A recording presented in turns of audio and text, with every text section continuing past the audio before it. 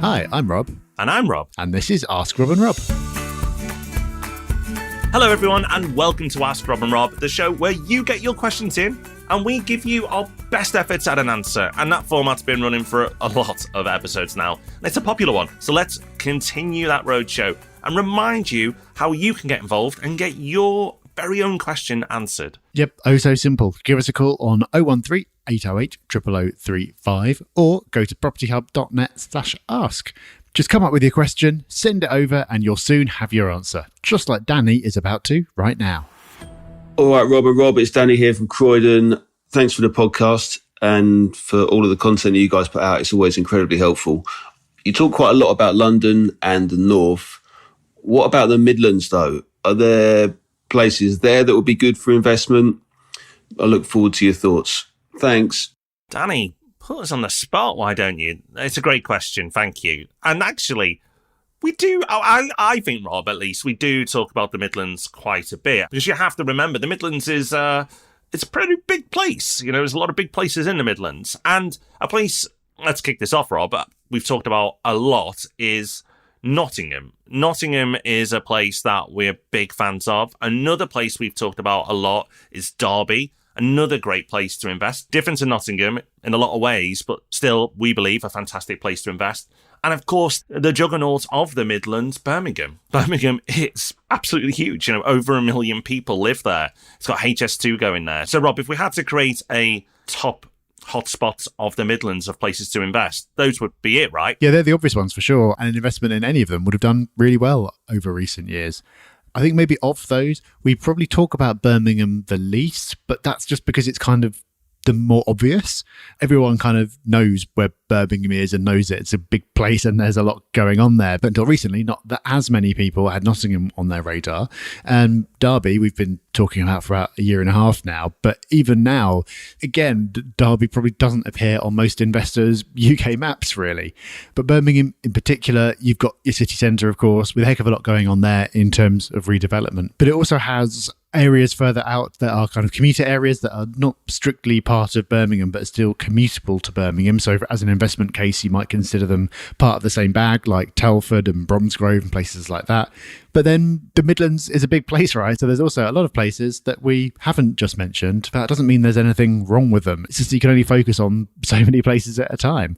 So I hope, Rob, we've made clear that we certainly haven't deliberately been failing to talk about the Midlands, and there are plenty of places there with a very compelling investment case. Yeah, super strong. And those areas that Rob and I have mentioned are areas we actively target for Portfolio and Property Hub Invest. So, you know, we absolutely believe in them. You know, we wouldn't invest there if we didn't have full confidence in those areas. Great places to invest. Do your research and I'm sure you'll come to the same conclusion. Next up, we've got a question in from Tom. Hi, Rob and Rob. This is Tom calling from Dubai, where I live.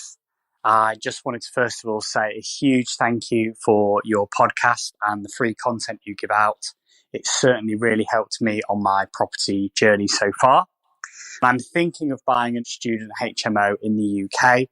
As we know, these give us a much better return on our investment. Or do they? That's my question today, really. With the sort of price cap on energy being lifted and energy prices looking as though they are absolutely going to soar, this is obviously going to eat heavily into a HMO's margins, where we obviously include all of the bills to our tenants. As part of my current HMO, I do have a clause where there is a fair usage from the tenants, and I think that's around £500 per person per year, so £1,500. Judging from the estimates on my new bills, that's going to be considerably over £1,500. First of all, I wondered, should I then pass this money on to my tenants, or should I just take the hit as a landlord, even though it's going to eat heavily into my profit margins? The second question is, what does this mean for the future of HMO prices? Is every landlord going to put them up to recoup these energy bill losses? Would really love to get your opinion. Thanks very much. Thank you, Tom, for joining us all the way from sunny Dubai. I think you've nailed it with something that you said in your question there, which was, as we know, these give us a much better return on our investment, or do they? And that is it. I mean, do they? It's very easy to produce headline numbers showing that they do, But in how many cases, what proportion do HMOs produce a better return than an equivalent amount invested in a standard single let property? And critically, how many of them still outperform when you factor in the cost of your time personally and the hassle of making that HMO investment? I'm not saying they never do. Of course, you can get higher returns for investing in HMOs. That is not in question. But what I am saying is it doesn't happen in every case.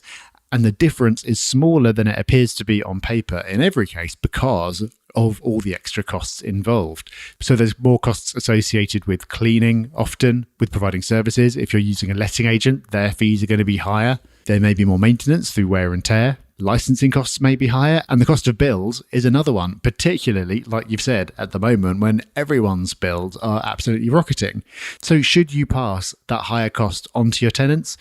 Well, we've said similar on the show many times in the past, but that is not a choice that you get to make. The market will decide how much of that increase gets passed on.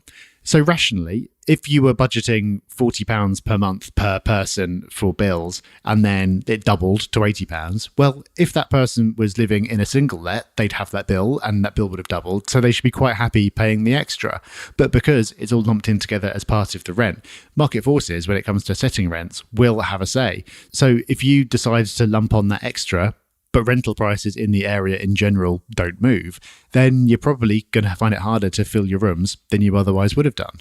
So I think the action point here is to just keep a really close eye on the market and on your competition. This is something that you should be doing anyway, but really step it up now. Be on those sites like Spare Room, seeing what rents are like, how quickly rooms are being taken at different price points in slightly better or worse locations, and use that to get an indication of what you can do.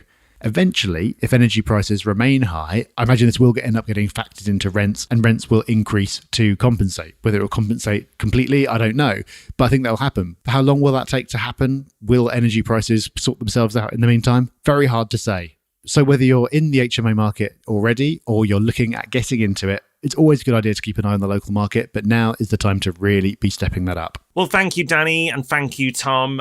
Great questions. And you know what? We'll reward you with a podcast episode on Thursday. How about that as a treat? So you lucky so-and-sos, you've got something else to listen to in a few days' time and learn even more about the world of property. So until that wondrous event takes place, take care, have fun, bye-bye. Bye-bye.